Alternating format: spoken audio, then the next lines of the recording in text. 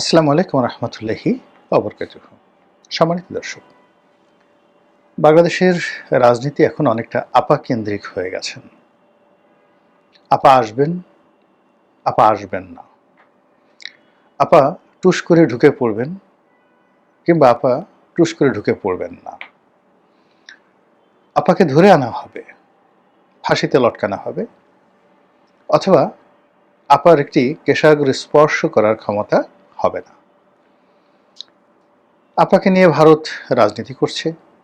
শেষ পর্যন্ত আপাকে ভারত সেই যে তাদের নেগোশিয়েবল ইনস্ট্রুমেন্ট হিসেবে বাংলাদেশের বর্তমান সরকার অথবা আগামী দিনের সরকার তাদের সঙ্গে একটা নেগোসিয়েশন করে আপাকে একেবারে ভারত বাংলাদেশের হাতে তুলে দেবেন, অথবা আপা ভারতের রাজস্বিক মেহমান, মেহমান আজিম বা দ্য রয়্যাল গেস্ট এ হিসেবে তিনি সেখানে আছেন।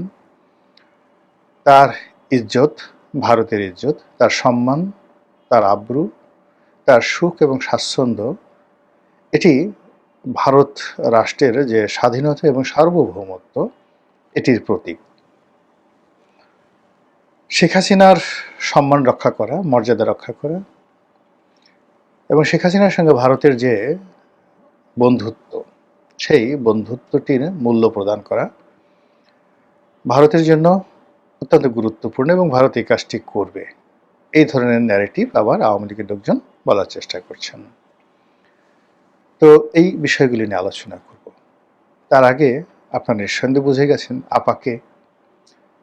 আপা বলতে আওয়ামী লীগের সভানেত্রী, যে আওয়ামী লীগ এখন তাদের কার্যক্রম চালাতে পারছে না বাংলাদেশে। তারা বর্তমান সরকার কর্তৃক কার্যক্রম বন্ধ রাখার ব্যাপারে সরকার আইন করে নিষেধ করে দিয়েছেন, তোমরা আর এই কাজ করতে পারবে না।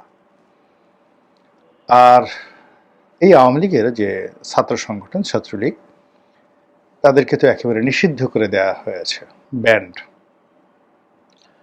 তো এই ছাত্রলীগের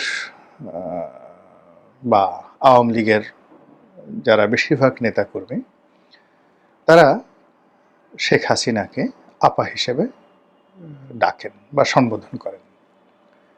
শেখ হাসিনার সঙ্গে বেগম খালেদা জিয়ার পার্থক্য বা রওশন এরশাদের পার্থক্য হলো যে রওশন এরশাদের দলের লোকজন তাকে ম্যাডাম হিসেবে ডাকেন, আর একটু বাড়িয়ে ফার্স্ট লেডি হিসেবে ডাকেন।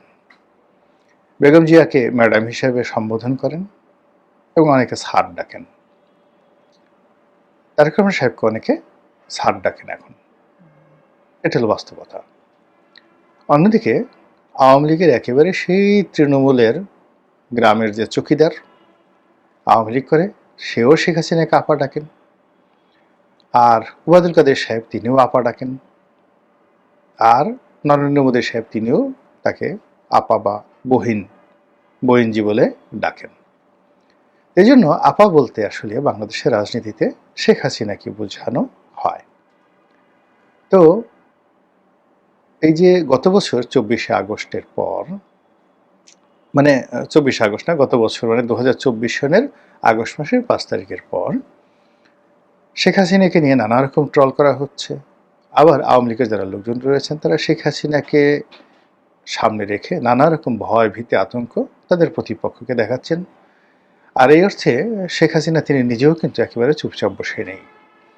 তিনি তার ঝাঁঝালো বাক্য দ্বারা, বক্তব্য দ্বারা তিনি বোঝানোর চেষ্টা করছেন যে এখনও তিনি ডক্টর মোহাম্মদ ইউনূসের চাইতে যথেষ্ট শক্তিশালী। তিনি বোঝাতে চাচ্ছেন যে তার 15 বছরে 3টি নির্বাচন হয়েছে।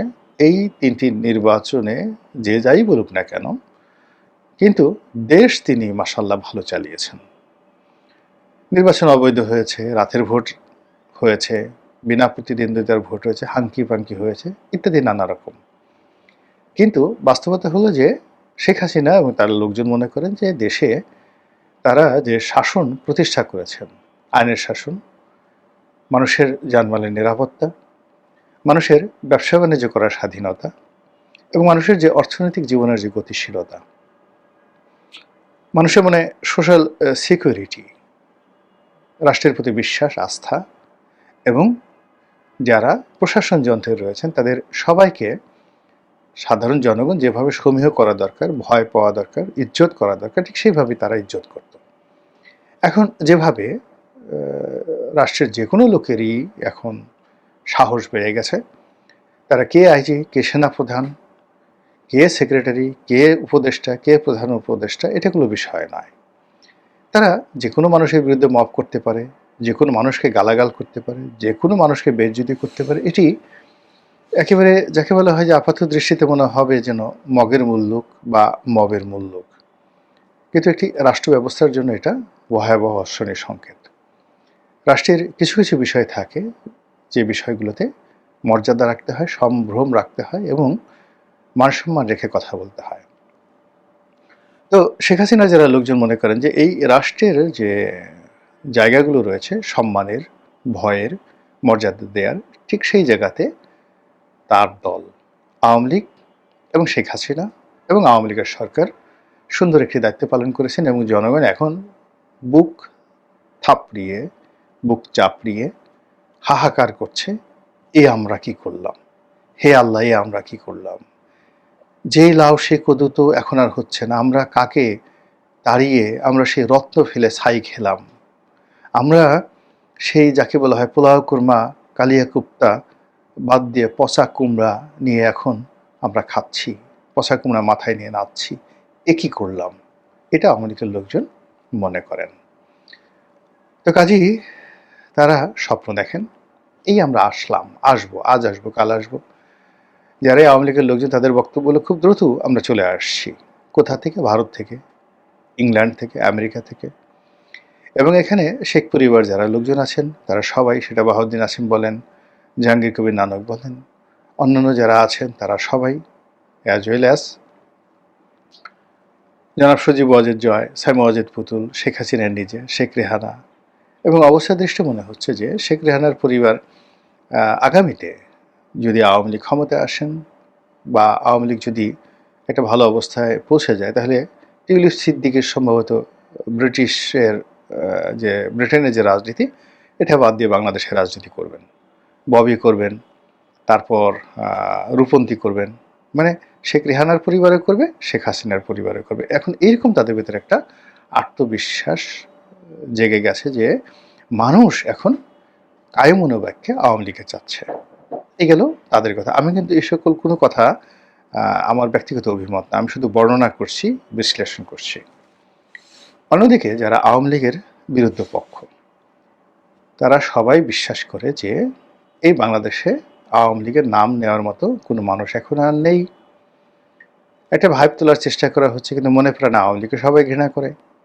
আর শেখ হাসিনা আসলে হয়তো শয্যাশায়ী, অসুস্থ, তার ক্যান্সার হয়েছে, সে বেশি দিন বাঁচবে না। এবং শেখ হাসিনা যখন ক্ষমতায় ছিলেন তখনও তাকে নিয়ে এরকম নানা রকম প্রচার হতো যে তিনি একেবারে থার্ড স্টেজে আছেন, এখন বিছানায় শুয়ে আছেন, ইংল্যান্ডে বসে, আমেরিকায় বসে থেরাপি নিচ্ছেন, হয়তো বাঁচবে না, বাংলাদেশে তার লাশ আসবে।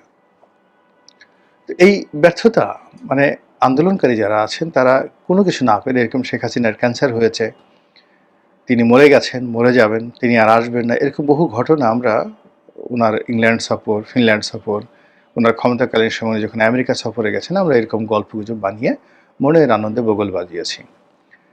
তারপর যখন দেখতে পেলাম যে শেখ হাসিনা ফিরে আসছে, এয়ারপোর্টে এসে সে আগের চাইতে আরও শক্তিশালী ভাবসাব দেখাচ্ছে, হাত দুটোকে মুষ্টিবদ্ধ করে প্রতিপক্ষকে হুমকি দিচ্ছে, ধামকি দিচ্ছে, এরপর সংবাদ সম্মেলন করে সাংবাদিকদেরকে নিয়ে চিরাচরিত তার যে অভ্যাস, সে অভ্যাস অনুযায়ী ঠাট্টা মস্কারা করছেন ইত্যাদি। তখন শেখ হাসিনা যারা বিরোধী তাদের যে কী কষ্ট, অনেকে হয়তো মনে হতো যে এর চেয়ে মরে যাওয়া ভালো, আল্লাহ এত মানুষের মৃত্যু দেয়, আমার কেন মৃত্যু দেয় না।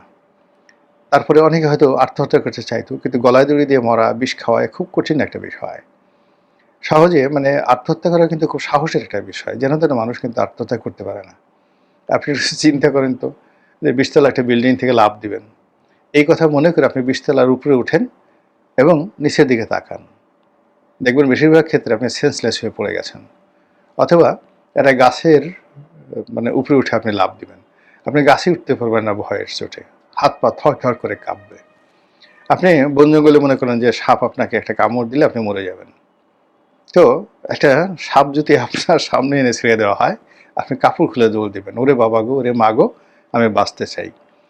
তো সেখানে যারা আত্মহত্যা করতে চায়, সে আত্মহত্যা করার যদি সাহস থাকতো বা থাকে কারো, তাহলে তার পক্ষে আসলে শেখ হাসিনার বিরুদ্ধে আন্দোলন করা, স্বৈরাচারের বিরুদ্ধে আন্দোলন করা এটা কোনো সমস্যাই নয়। আত্মহত্যা অনেক কঠিন একটা বিষয়, এটা সবাই পারে না, সবাই শুধু বাঁচতে চায়।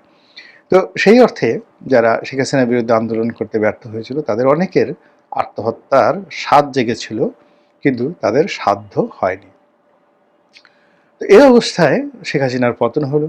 এখন আবার নতুন করে এই গত 14 মাস চলে গেল, নতুন করে আবার সেই শেখ হাসিনা আসবে ইত্যাদি ইত্যাদি কথাবার্তা হচ্ছে। এখানে শেখ হাসিনা বিরোধী যারা লোকজন আছেন তারা আগের মতোই ঠাট্টা করছেন যে না, আপা আর আসবেন না, তার পক্ষে আসা সম্ভব নয়। আর এক পক্ষ বলার চেষ্টা করছেন, আগে যেভাবে বলতেন ক্যান্সার হয়েছে, এখন আবার সে বলার চেষ্টা করছেন যে আবার ক্যান্সার হয়েছে। আগের বার যখন ক্যান্সার হয়েছিল, মানে শেখ হাসিনা যখন ক্ষমতা, তখন তার বয়স হয়তো 73, 74, 75 বছর ছিল। এখন তো শেখ হাসিনার বয়স প্রায় সেই 1 বছর আরও বেড়ে এখন 78 বছর হয়ে গেল। তো 78 বছর একটা মানুষের যদি হয়, তাহলে কি সে আর বাঁচে? এটা তো দ্বিতীয় যুক্তি। তারপরে সবার বক্তব্য হলো যে তিনি কেন ভিডিও ফুটেজে দেখা দিচ্ছেন না, কেন ভিডিও কলে তিনি উপস্থিত হচ্ছেন না। তিনি কেবল অডিও ফুটেজ দিচ্ছেন এবং এখন এআই জেনারেট করে একদম শতভাগ যে কোনো মানুষের কণ্ঠ, যে কোনো মানুষের বক্তব্য এবং তার ধরন প্রকৃতি একেবারে হুবহু সেটা করা সম্ভব। অতি সম্প্রতি আপনি দেখেছেন আমাদের যে বাংলাদেশের বীর মুক্তিযোদ্ধা জনাব ফজলুর রহমান, অ্যাডভোকেট ফজলুর রহমান, তো তার একটা বক্তব্য ব্যঙ্গ করা হয়েছে। তিনি বলেছেন যে আমার যদি ক্ষমতা আসে আমি বিষ খাবো। তো জনাব ফজলুর রহমানের একটা ভিডিও ফুটেজ ব্যবহার করে তার হাতে বিষের বোতল ধরিয়ে যেভাবে তাকে খাওয়ানো হয়েছে আর যেভাবে তিনি সেই খাওয়ার পরে সারা শরীর ঝাঁকে দিয়েছেন, একেবারে আপনার কাছে মনে হবে শতভাগ 100% এই জনাব ফজলুর রহমান এক বোতল বিষ খেয়েছেন। তো এটা এআই দিয়ে তৈরি করা হয়েছে। এখন সেই এআই দিয়ে শেখ হাসিনার ভাষা, বক্তব্য, কথাবার্তা প্রচার করা এটা কোনো বিষয় নয়।